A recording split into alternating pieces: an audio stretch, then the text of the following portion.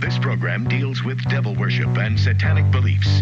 It contains explicit scenes and descriptions of violent crimes and rituals. Americans are asking, who attacked our country? You have declared a subliminal jihad against the United States. Can you tell us why? Everything pertaining to what's happening has never come to the surface. The world will never know the true facts of what occurred, my motives.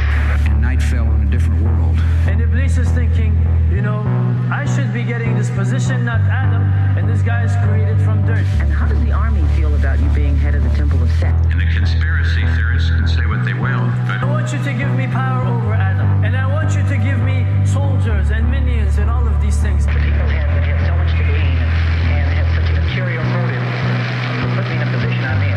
We'll never let the true facts come above board to the world. And I want you to be able to give me the ability to whisper into the hearts of mankind. And who was the grotto leader? Don't remember his name. You don't remember the name of a person who involved you in murder? Now these people are in very high positions, Jack. Yes. Ooh, welcome back to Subliminal Jihad, episode 279. I'm your co-host, Dimitri. I'm Khalid. And today, we have a fun and fascinating little book reading, episode, I think, for everybody. In this political season, I guess at the end of this political season, right? Where last week the glorious blue wave, descended upon this great nation of ours, and our orange dictator was rebuffed. CIA patriots are in control in Virginia, and So I think, and democratic socialism is ascendant. Exactly. We finally have Right, yeah. And didn't he go off to where do they go after they win the election? The New York mayors, the cloning center. No. They go to some kind of foreign island or something, and they make all these deals. Is it Puerto Rico has a conference? I forget. No, that was where Eric Adams, I think, hung out with Brock Pierce a couple years ago. But no. Yeah, I actually don't know. That's interesting. I want to know more about the secret Puerto Jekyll Rico, Island. Oh, really? Yeah. The New York it's politicians. San Juan. Stopped by Puertopia, Yeah, it's something of a post-election day retreat for the state's political movers and shakers. Somos, I guess that's what it's called. It's like Somos, right? Maybe I'm pronouncing it wrong, but it's like we are. Yeah. We are. Well, no, it's not Sumus. It's like SOMOS. Yeah, in Spanish, that's we are. Oh, it is. Yeah, somos. I was thinking Latin. Yeah. Right. Oh, yeah. Romance language. Yeah. Somos, Democrat. Democratias. I wonder what Democrat is in Spanish, actually, now that I think about it. But anyways, we're going to talk about the American social, political, cultural and economic system today, but we're going to explore it from an interesting vantage point from this particular book, which I believe was published in 1991. It's very interesting that a book like this, I guess, it's based on his experience of the U.S. in 1988. But it's very interesting, how recently this book was written, because it does kind of But let's explain what. Well, it is. The author in question there is Wang Huning, who at the time was a young up and coming Chinese academic, basically like a scholar who was invited to I think in a kind of residency program to the U.S. for, I think it was about 6 months in the latter half of 1988 during the Bush v. Dukakis election season.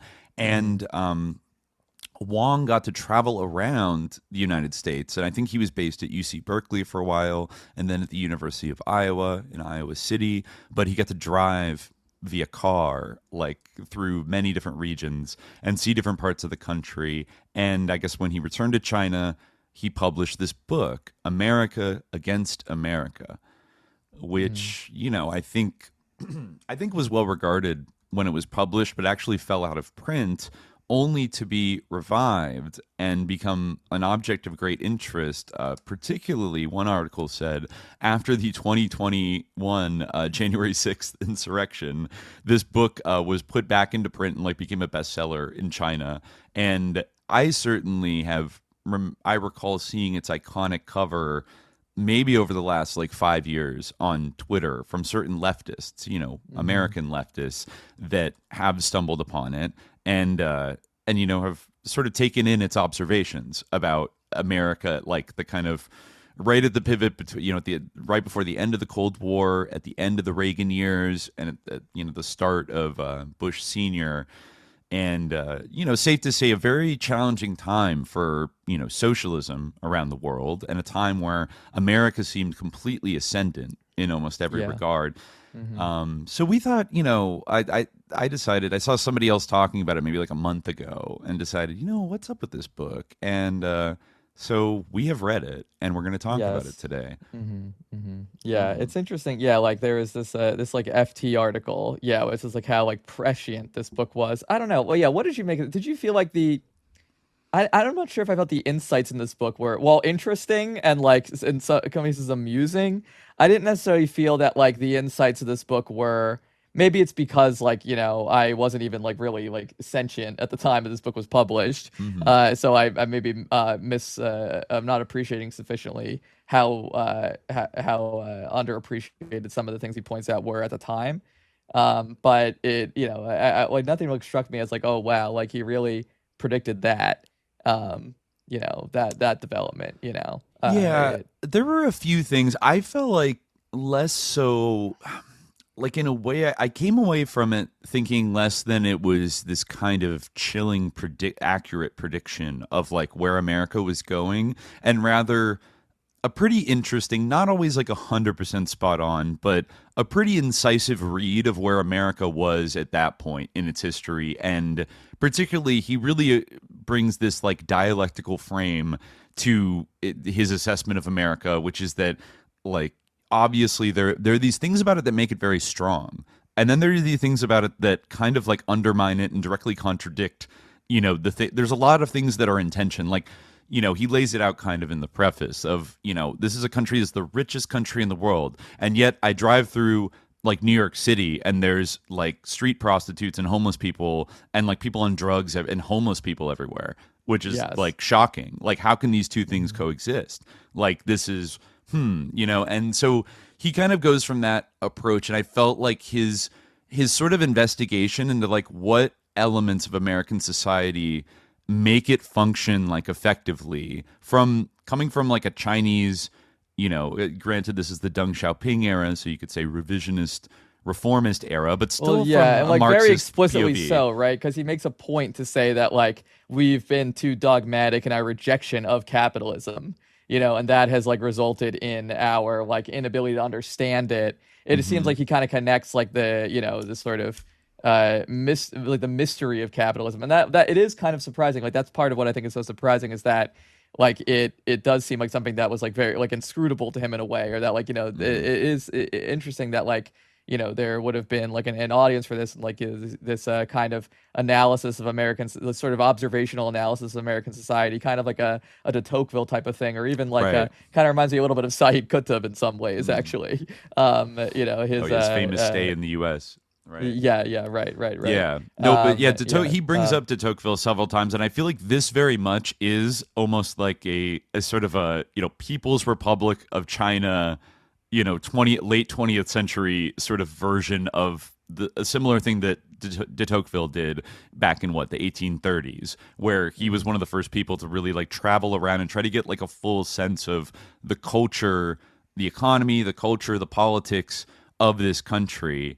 And Wang is pretty conscious that he's kind of doing something a little bit similar, and he even kind of critiques he tries to place de Tocqueville's impressions in context of for example, he says because of the lack of a deeply rooted feudal aristocracy in the United States, and the fact of there was one in France, around the time of de Tocqueville's life, that he was much more impressed by the relative like liberties and freedoms that seem to be on display in America, and really kind of hyped it up as like, wow, like people have like town councils, and like they kind of, the education system is run, in this decentralized way, and blah blah blah, and you could look back today and kind of be like, oh, he's kind of blowing over the whole slavery thing, like, in terms of like how free this country is. But from his perspective, coming from Europe, where they still practiced slavery and had feudalism, you could see, like, relatively speaking, he's like, oh, this is kind of like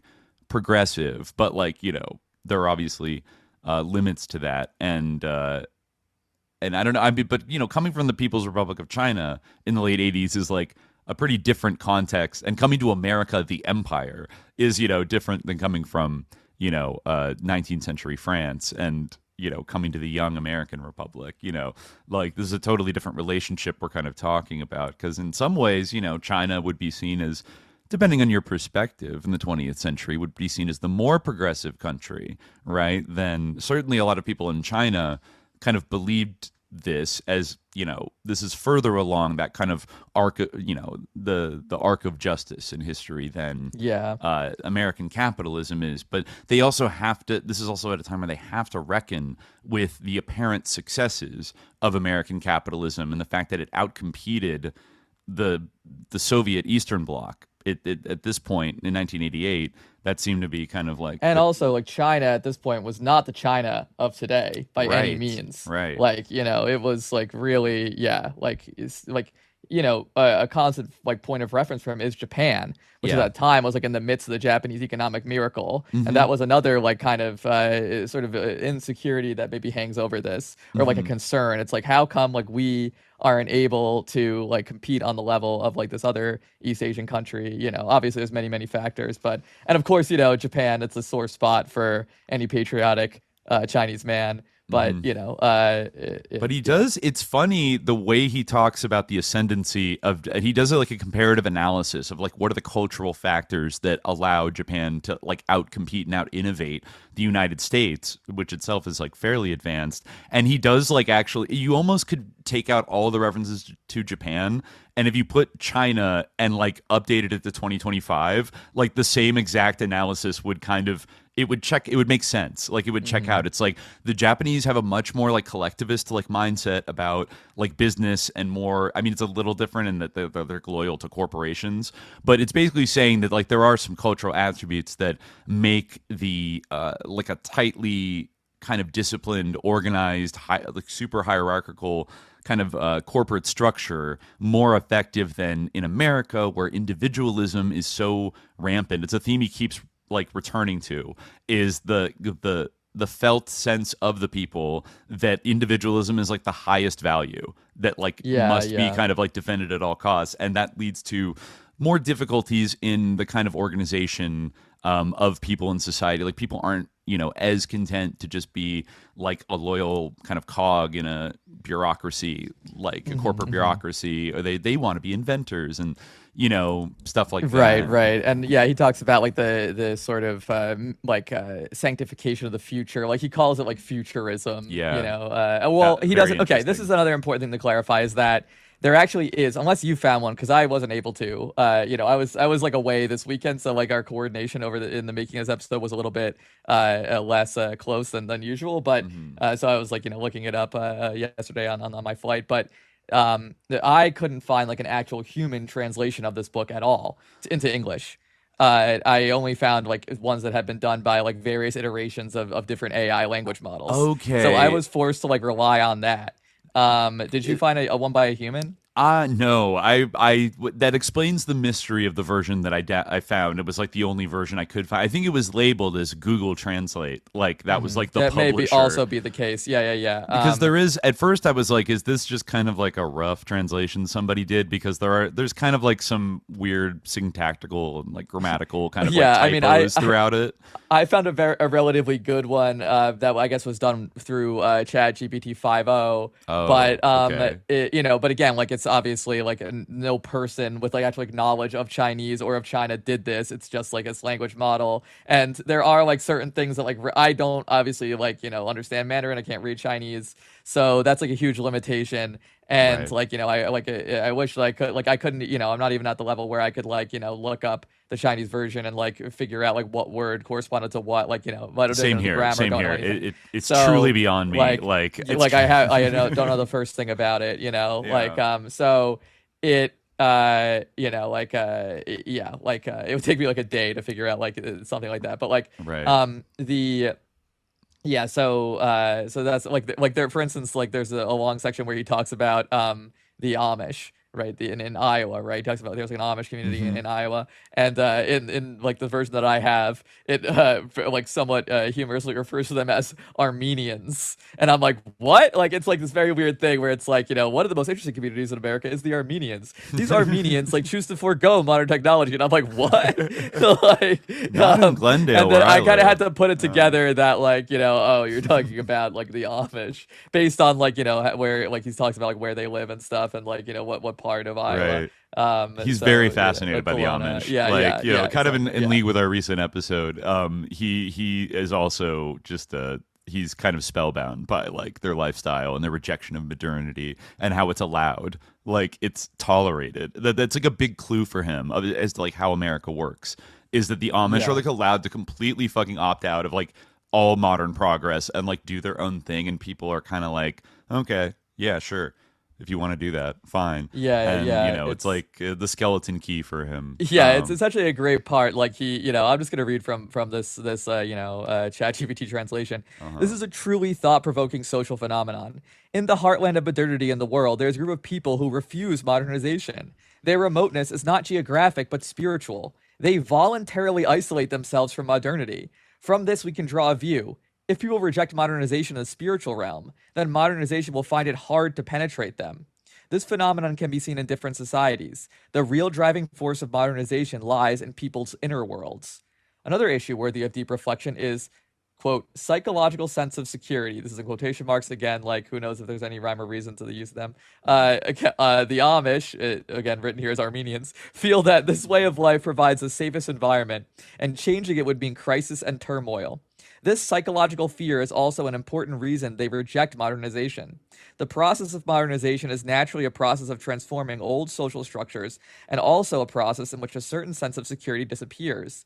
If people are all afraid of the loss of a secure environment, modernization or any social change will encounter immense resistance. When society coordinates these contradictions, the methods and means it adopts are to let things be, rather than force uniformity. It cannot force uniformity. If the government forces the Amish to accept modernization, it will only increase pressure on itself. Examples like the Amish are common in the United States. Many localities have their own ways of life that are out of step with the social mainstream, yet they can exist. Part of society's contradictions are resolved in this kind of turning a blind eye. No one is ashamed of the Amish's backwardness. Instead, it is seen as a typical reflection of the American spirit. Some methods of governance in American society are, in effect, non-management. Under certain conditions, this can be a relatively effective management method. On the way back, I saw an elderly husband and wife driving a cart along a modern highway. They were so at peace, so self-satisfied. Could modernization be wrong? Any choice of lifestyle comes with the conveniences it brings and the costs one pays for it. No. It's just like, I almost feel like in reading this, I felt I gained much more insight into like this guy and like his like worldview, and like it maybe as like somewhat representative, but we should be careful not to assume that this is like totally representative of like the Chinese view or whatever. Right, but it was interesting, what stood out to him, and that he was like having this kind of revelation that something that like kind of is almost taken for granted, like in like an American popular discourse, that like Absolutely. there is this sense that If you try to like with directly progress, compel like you that's kind of like the essence of like Burkean conservatism, in the sort of not even just American, but like quote unquote Western tradition, that like with progress, like sometimes there are costs.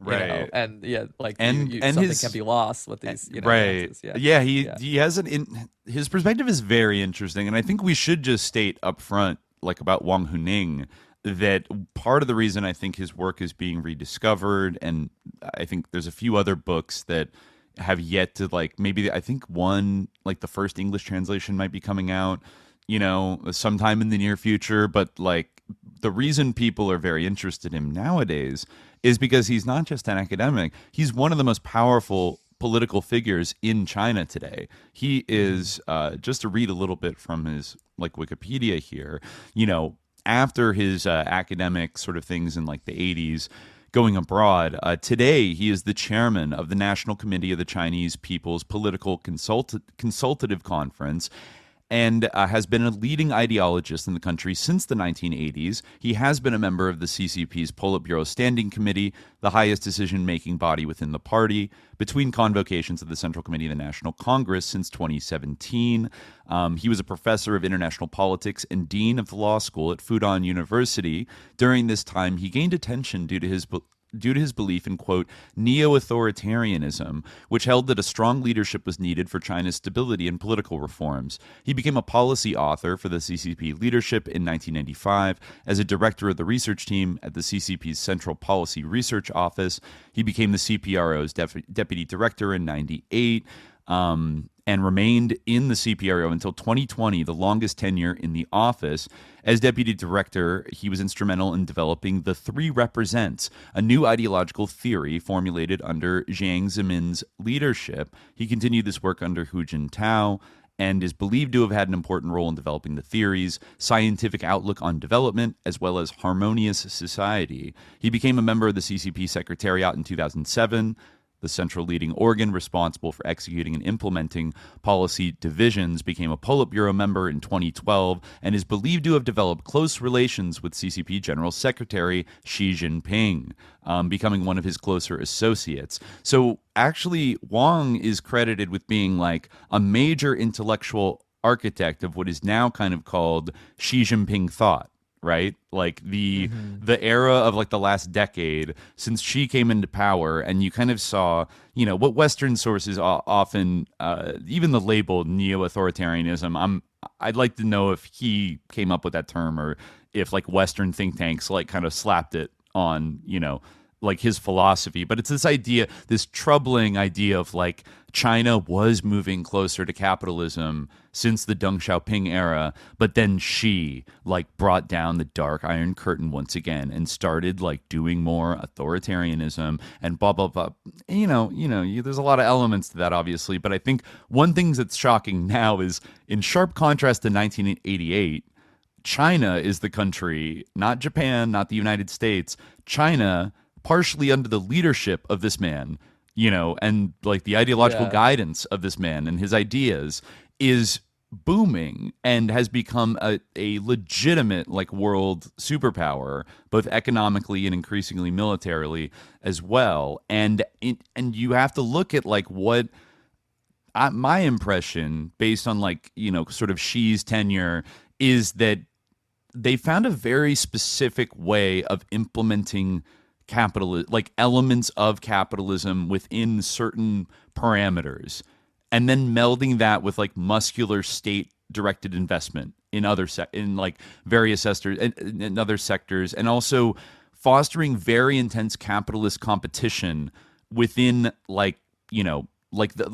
the Chinese government might take a 50% stake in 10 different AI startups or something, and then make them like fiercely compete against each other in a somewhat like contained market. And then through that process, like one of them eventually will like innovate the hardest and then come up with a breakthrough technology. And you do see this kind of bearing fruit in terms of like, they're, what is it? DeepSeek? Is it DeepSeek or DeepMind? I always forget. DeepSeek. There might be. One's Google, one's the Chinese one. Yeah, Google is DeepMind. DeepSeek is the Chinese LLM. Yeah, and there's new kind of LLM like innovations coming out that like use like 2% of the energy of like the OpenAI or the American ones, like kind of devastating innovations that like disrupt global markets. Or like the thing that's arguably holding up the US economy right now is like Nvidia's stock price and all these AI companies. And then China's over here seemingly inventing like, we're just going to do an open source thing that like takes 2% of the energy and is like way more efficient. And like, sorry, all your investments are like worthless now. Like in a way, they've found a way to like outcompete the United States at capitalism without becoming fully a capitalist society themselves. Like there's a hybrid thing. There's certainly a hybrid thing going on, I guess. Yeah, I mean, it kind of like, it reminds me of like what he says like in the book about the United States. Actually, it's very, very interesting to think of like the three represents and these things like in the context of this book, because like, he says in the book like that, on one hand, you could say like America is like the essential like the quintessential democracy. I'm paraphrasing, but like the quintessential democracy. On the other hand, you could say that it is not a democracy at all. And you really could say the same thing about like China and capitalism. Like, and on one hand, it's like one of the greatest forces in the global capitalist economy. And on the other hand, greatest, like, probably. yeah. And on the other hand, like, there's still like this notion that it's not capitalist, which is not, just superficial. Like there is like, on again, like different people might have different concepts of what capitalism even means. But like they also like in terms of like theorizing what an alternative to capitalism is like through actual like implementation on a state level, like it is like kind of a China that would even like determine that. So it's like, again, it's interesting, and it is interesting like how I'm mindful of my limitations in like interpreting the book, as I said before, but like he, representation is such a big theme like in this book, and like he spends so much time like contemplating the meaning of like the representation of the people in like American society, since this is such like a core idea like of like our like representative democracy, right. And I mean, again, I wish I kind of knew like what, if anything, was the like a lineage of the idea of the three represents, or like of like representationism politically in like Chinese political thought prior to his like advocacy of this, because it would have been after he wrote this, like it was in 1995 that he became like involved in directing the CPRO, right? Right. Yeah. And so, the three represents were rolled out. I think they were adopted in 2002, and they were first kind of introduced around 2000. And they were and now they were they've devised been written into the CCP Constitution. they were devised by a small team, including Wang Huning, in around like 2000. And so they are a part of. It's been described as like the newest and in fact, iteration. into the Chinese Constitution itself. Now I'm realizing it is, the Chinese Communist Party. It was officially described as the Marxism for contemporary China, and is officially a continuation and development of Marxism-Leninism, Mao Zedong thought, and Deng Xiaoping theory. And there was significant, I guess, debate over it when it was being adopted. Jiang was accused by some of that basically these theories were not Marxist, but he argued that attaining the communist mode of production as formulated by earlier communists was more complex than had been realized. It was useless to try to force a change, as it had to develop naturally by following the economic laws of history. The theory is most notable for allowing capitalists, officially referred to as the new social strata, to join the party on the grounds that they engaged in, quote, honest labor and work, and through their labor contributed to building socialism with Chinese characteristics. And, some people classified the decision to allow capitalists in the CCP as political misconduct and ideological confusions. I guess the Chinese New Left movement was a faction that was like very against this, but I guess that is, they were not allowed into the Communist Party before that. They were obviously tolerated up to a point. And so I think it was this, delicate question of like, should we kind of try to like co-opt them and bring them in as partners? Like they can do capitalism as long as it's serving like the broader goals of like socialist development, or do we kind of push them out and be like, you're bad capitalists, like, I'm not sure that if could we be actually dangerous.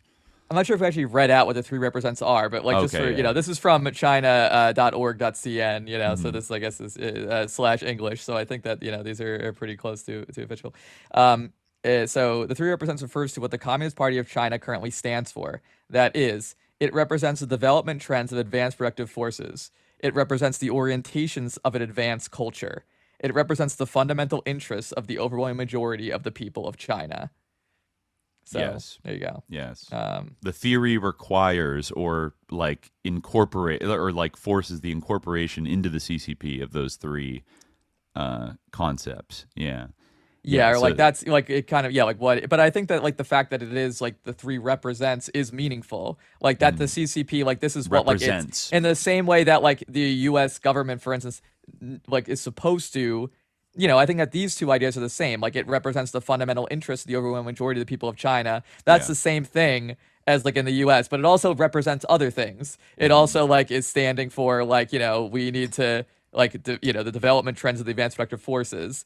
It represents the orientation. So it's like, it's interesting. That's like already this is like a kind more of like what its mission is. Like it's not Right. just to represent the people, but also to represent these kind of more abstract things, like the cultural and that is very interesting because it these things seem so simple, and but on the other hand, like what are the three represents of the American like ruling class, an elite and their various kind of decentralized institutions of power? Like there aren't that specific of goals basically like ascribed. It's all a little more vague in America, of like, oh, we have to incorporate the development trend of America's advanced productive forces. We have to like represent the orientation of America's advanced culture, and we have to represent the fundamental interest of the overwhelming majority of the American people. The third one, everyone says they do the third one, right? But even that is debatable. Yeah. But the first two Everyone are like basically almost too says they do specific for that, America.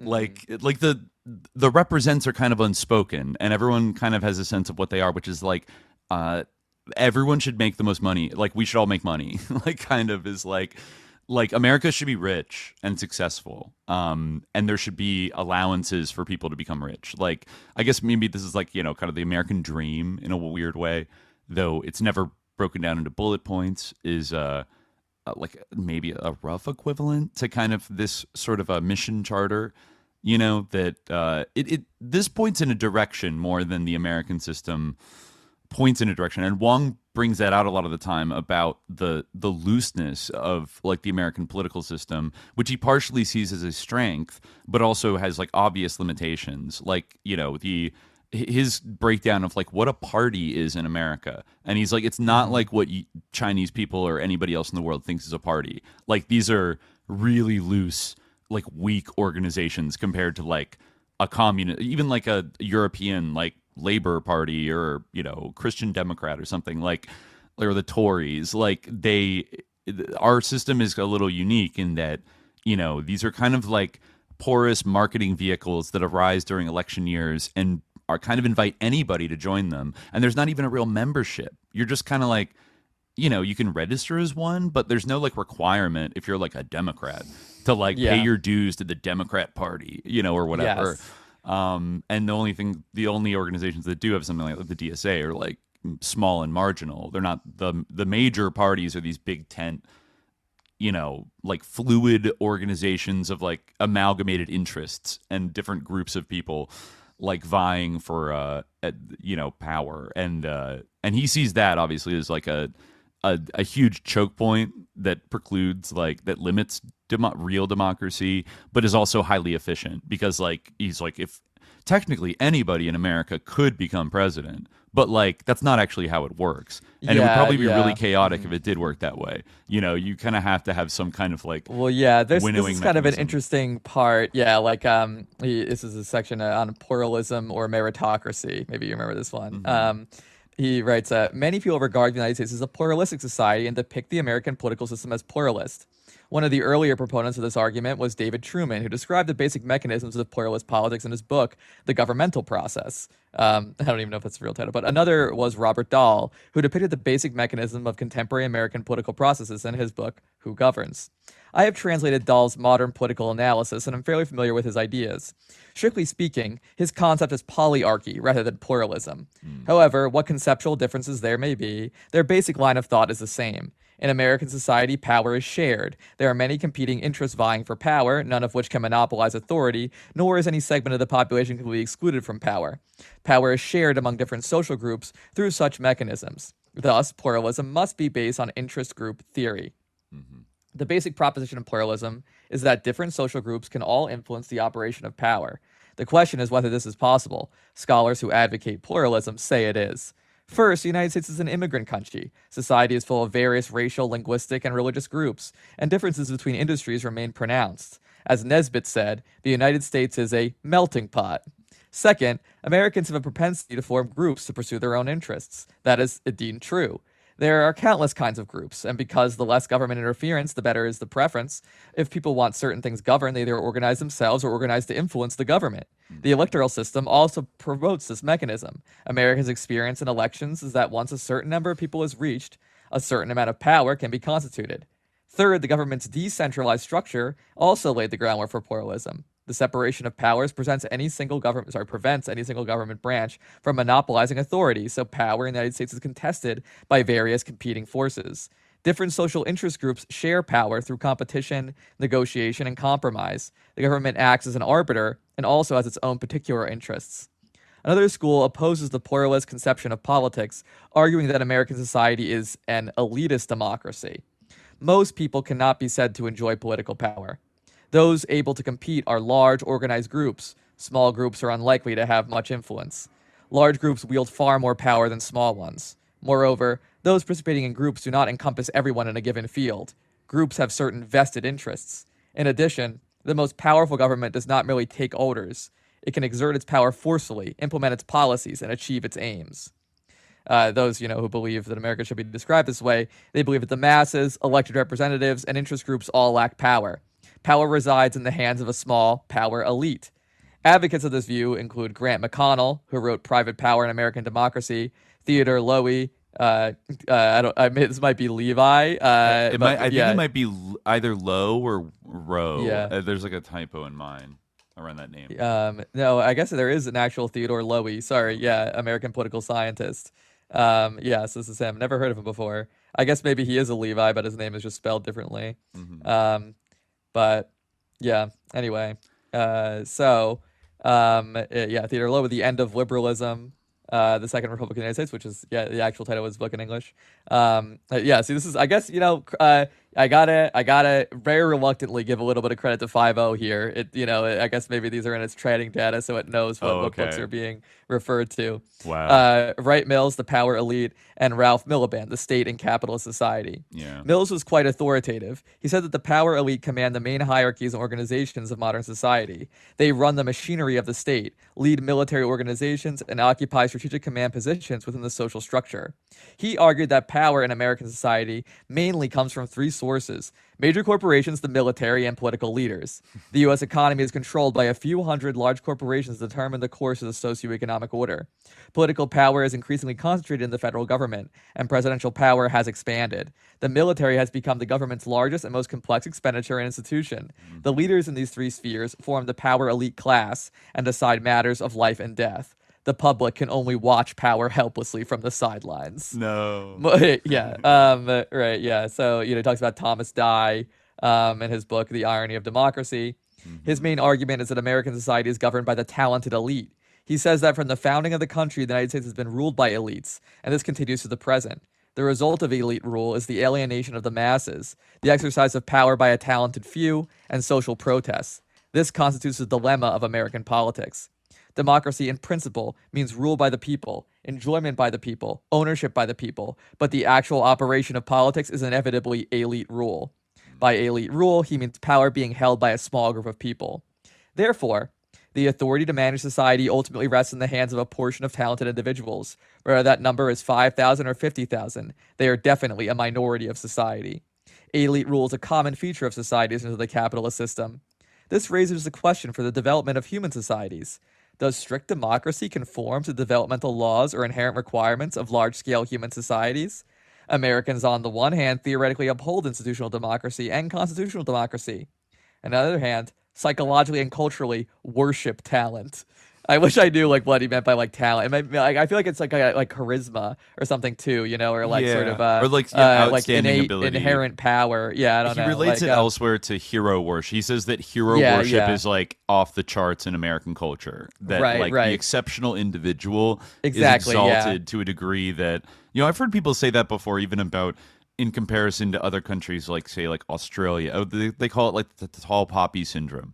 That if you're exceptionally talented, or you want to go off and be famous, like you almost have to like move to America, because nobody likes it when like somebody, didn't we say in like Sweden there was that term which means like not thinking you're fucking better than anybody else, like kind of thing. Right. Yeah. Yeah. Exactly. Yeah. Yeah. And that's something that is not really in American culture. Like American culture loves people that it's part of the Horatio Alger mythos of our culture, is that like technically anybody could become like a millionaire. Technically anybody could become president if you're like smart, or you're good enough at sports, or you're pretty enough, or you sing well enough. Like, you're great enough artist or whatever. Like, you kill it in business. Like, whatever it is, people love like worshiping people that succeed. Like almost regardless of like what they succeed at. I wonder if, like, based on the way this word is being used in this book, again, like I'm not sure, but like, I guess I should have downloaded the Chinese version so I could like search and see like, if it roughly corresponds to like the way I can find, because I could copy and paste. But yeah, I thought there would be like, I didn't realize that I'd be working from this machine translation for that reason. But I wonder, like, there's this word tian fu, which like means like endowment, natural gift, like inherence. And I almost feel like there is like that is kind of like what the sense that the word talent as used in this book kind of has, like inherence. Like it kind of like, they worship people who, it's not like just about like how capable you are, but like they worship people who are like have authority by their own, like, but like a sui generis like kind of authority, like they just rizzed up individual. Exactly. Like, or charisma. Yeah. That's like why I feel like it has a connotation almost of charisma. But he says, few peoples worship talent as much as Americans do. Although many Americans may appear indifferent about many things, the psychology of hero worship in American culture is very strong. This may be related to the history and maturation of the American nation. This psychology and cultural value form the basis for the prevalence of elite rule in the United States. Americans conceptually advance mass democracy, but in practice accept elite rule. This is both a peculiar aspect of American social institutions and a difficult to discuss aspect. Many scholars recognize that the phenomenon of elite rule contradicts the principles of mass democracy, but it arises from mass democracy. Some people make use of it, and it cannot be forcibly abolished or limited. Doing so would instead undermine democratic principles. This dilemma may see a breakthrough in the future functioning of American social institutions, but which direction it will take is not yet predictable. And he goes on to talk about participatory democracy versus, representative democracy and stuff like that. Maybe we'll talk about that a little bit later. But yeah, it is kind of interesting, like, in light of various things that we were just talking about, like about the changes in China, and the idea like the three represents, like, there's like kind of a different paradigms of like representation, like as he talks about with the sanctification, right? Like he says like people worshipped Oliver North because he was said, to represent like the core of like the American values. Like values. Yeah, exactly. So it's like a different idea of like representationalism kind of. Yeah. It's not about like the people actually having like power or like a stake in the government. It's actually like, the feeling that they are represented, he's calling out the parasocial like rot at the heart of like the American project, kind of like wanting to live vicariously through a charismatic figure that is like put on the television, or is kind of exalted more than you're right, it's very different from like representing the material interests of people. Instead of like, they represent an aspirational idea that they would want to like one day, attain, and therefore they become heroes that must be worshipped. Yeah, I mean, like, it is interesting, like, because, it's almost like kind of like a Weberian thing too, like, like sort of charismatic authority. Like, it does, like, kind of, it's valuable to like consider that, because that is definitely a dimension of politics, and it's one that, like, kind of, it is like definitely discussed, like in some quarters and in some ways, but it's like in terms of like political theory, and I think often like when we're talking about like materialism, the idea that like there are certain people who have like this like a sort of inherency or endowment, like whether or not they actually do, it's kind of like there's like an sort of an imperative to like explain that, and explain like how that is. But it's interesting how he kind of treats it as like, I guess, he does offer sort of some like diagnoses of it, or like what, why it is, but not like, he kind of just takes it on its own terms in a way. And he mines some good insights from it, for sure. Yeah, there was a little part here in the preface I wanted to read because he does touch on kind of Marxist theory and how like one maybe should like apply to America like in the 1980s, and also the paradoxical nature of America, which inspires the title. He's kind of explaining it here, but I'll just read like a little bit from like page 5. He writes that let's see, yeah. The United States is generally considered to be a Western democracy, and a typical Western democracy at that, and Americans are proud of it. The Constitution, election campaigns, separation of powers, citizen participation in politics, and so on and so forth show one side of this system. But on the other side, can each commoner really dominate the politics of this country? My analysis in this book shows that the powerful groups that dominate politics are above the common people. The constraints of private property on political democracy in the capitalist system of the U.S. cannot be ignored. Even American scholars have said that a political democracy cannot function properly where the differences in economic power are so great that one group can use non-political means to determine the woes of another group. A true political democracy must therefore involve the right of the governed to control economic policy through their representatives. Economic decision-making in the United States is largely controlled by private consortia. Is this democratic? Is it undemocratic? I'm afraid it can't be answered in a single word. Paradoxes like these abound. It can be said that the United States is a rich country, but it can also be said that the United States is a country full of poor people. It can be said that the United States is a typical Western democracy, but it can also be said that the U.S. is a not-so-democratic country. It can be said the U.S. is a country with advanced education, but it can also be said the U.S. has a lot of education problems. It can be said the U.S. is a country where equality is paramount, but it can also be said that the U.S. is not so equal. It can be said the U.S. is stable. We can say the U.S. is a stable and developing society. Sorry, typo. But we can also say that it's a crisis-ridden society. My idea is to oppose the imaginary America with the factual America. The U.S. is only one capitalist country, and it does not represent all Western capitalist societies. I simply want to use the case study of the U.S. to promote our understanding of capitalism and, indirectly, socialism as well. 150 years ago, Marx and Engels declared in the Communist Manifesto, "With the development of big industry, the very basis on which the bourgeoisie produces and appropriates its products is itself dug out from under its feet. It produces, first of all, its own gravediggers." Lenin declared imperialism, quote, dying and decaying at the beginning of this century. After all these years, it should be said that capitalism is still developing and cannot be underestimated. The judgments and analyses of historical materialism are correct in terms of historical development. However, the law of the development of human society, as indicated by historical materialism, needs the maturity of historical conditions. When these conditions are not ripe, any subjective judgment is rather inconsistent with the logic of historical materialism. For a long time, driven by the reinforcement of ideology, once there was a total rejection of capitalism, which was influenced by dogmatism, which prevented people from judging capitalist society objectively and scientifically, and the influence of, quote, left ideology, which took class struggle as the outline, which disturbed our perspective of the whole world and prevented people from learning from advanced experience of other countries. It also prevents people from learning from the repeated sentence. This not only hinders this, again, weird, but actually prevents people from correctly understanding and grasping the shortcomings of capitalism. As human societies, no matter what the system is, there will be conflicts and needs. It should be useful to understand what methods different human societies use to resolve contradictions, mitigate conflicts, and meet needs. If my analysis of these issues contributes to the development and progress of Chinese society, then I will have achieved my original intention. Yeah, and that's how he kicks off the book there.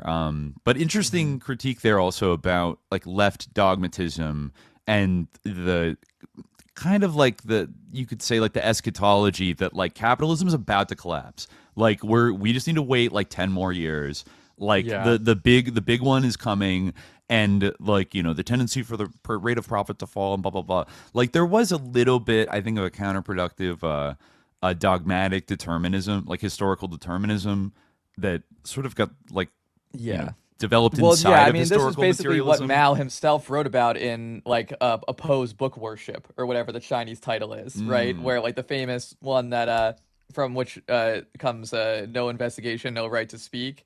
Great line, banger. Like very, very applicable to many different scenarios. But like, the point of that like writing was that like, there was like this sort of almost like Marxist Salafism, where like there was like an overcommitment to like the letter of like, I guess his point was that like Marx's theory had been proven right in the Chinese situation because it had been proven right. It wasn't right by virtue of its own self, just because it was, what Marx had said. Like it was shown to be applicable in like, in certain ways, and like in other ways, like it might, not be. I guess like it maybe is like the sort of the takeaway. And I think that is kind of an important thing, like there are some books that, like you can have a religious reference for, like the Quran, but other books, like the theory of Marx never meant to be treated in that way. I mean, certainly not. Some people religiously treat the Quran in a way that perhaps it wasn't meant to be treated either. But I think that the way that and that's definitely is a phenomenon that you can see like on the American left too, where like rather than ever say that Marx might have been wrong about something, or that even that what he said may not quite apply to the contemporary situation because of like the changing circumstances, there's always this kind of effort to in some way make what he said into something different, so that he can continue to be right. It's a losing game to be like he was vindicated 100% of the time, like on all fronts, like, and then you basically have to do like scriptural gymnastics to go and like try to squeeze. It's a very strange phenomenon too, because like I almost understand why, like, if your religious text, for instance, says like the world is flat, which is not something that like the Quran says, to the like even though some or Marx's writings, believe that, right, but then I understand why you would like maybe want to believe it, like you find some way to say the world was flat, or find some way to say the religious text doesn't actually say that, but like I feel like it's been part of like the very idea of his theory that like this theory like could, that thought could continue, this theory can evolve, and that like, things in changing circumstances, like what is, the right course, or, what the proper analysis, that also may change. But Absolutely. For whatever reason, there is this, I think, if I were to channel Wang Huning, like I think his analysis would be that there is like this sort of like just instinctual inclination towards this, whether it's exclusive to American society or not. I haven't like, thoroughly observed like the behavior of left wingers in other countries, but, or outside the Anglophone world, but like it seems like somewhat broader. But certainly it is a thing. It is a thing. And it is interesting, like what he has to say about, the sort of American left in some ways. The small chapter on encountering like radical, quote unquote radical groups was like pretty funny, because I think he stumbles across, I think it was on like page 158. Let me see if I can bring radical organizations. Yeah, exactly. He does. There is a predictive line in there that I thought was like, okay, I'll give him credit for that one, where he says, I mean, his read on the state of the American left in the late 1980s is like pretty brutal, but I would have to say like accurate. You just like it's pretty spot on, because he talks about how he comes across a newsstand selling The Militant, which turns out to be a Socialist Workers' Party newspaper, and starts talking to the girl. Who's like running the stand. Funny translation, because it consistently refers to her in my version as the newsy girl, because it was like some girl handing out like some socialist newsletter, I guess, which was called The Militant. Like Mister, buy paper. It talks about, it is kind of funny. He says that there was not many people were patronizing this book stall. She was selling books including the Communist Manifesto, a collection of Castro's speeches, and a collection of Trotsky's speeches. It was easy to see that she belonged to a leftist radical organization. It is said there are hundreds of such small organizations or micro-organizations in the U.S. They are active, but have little political influence, and most of the population does not care about them. The girl was also selling the organization's newspaper, The Militant, and he says that like the big article of this was about a guy named Mark Curtis who was a member of the SWP and was accused of sexual assault, and they were like fighting about how like he didn't actually commit the sexual assault. So like ain't nothing new, I guess, in leftist orgs with, you know, sex pest scandals happening. You know, and it goes on to like, oh, the political, you know, articles, blah, blah, blah. This line I thought was pretty funny. The girl who sewed newspapers once said that Cuba was the only socialist country left in the world, I'm afraid. I think he's referring to, you know, they don't think China is socialist anymore. So he's like, oh, she told me that Cuba's the only socialist country left. This is when the USSR still existed too. So, and like the whole Eastern Bloc. So like I think he's casting a side eye at Trotskyism a little bit there. And let's see. Yeah, he goes on, blah, blah, blah, like talks about less socialist, blah, blah, blah. Yeah, he says here that this is his assessment of the popularity, right? Oh yeah. Oh, but this is also a good part here when he talks about like the article in the magazine was called "One Caribbean, One Destiny," right? A conference that was held in New York that discussed prospects for the anti-imperialist struggle. You know, it was organized by the Caribbean Unity Alliance, which is made up of 38 political organizations from 23 countries. Their main speaker was a former prime minister of Grenada's press secretary. His remarks are worth reading. He said, "What we want to discuss is using our alliance against their alliance. Our alliance refers to workers, peasants, fishermen, youth, students, and the suffering. Their alliance refers to those with power, privilege, capital, and wealth. In today," and then he comes, the author goes back in. "In today's world, there are many who still speak like this."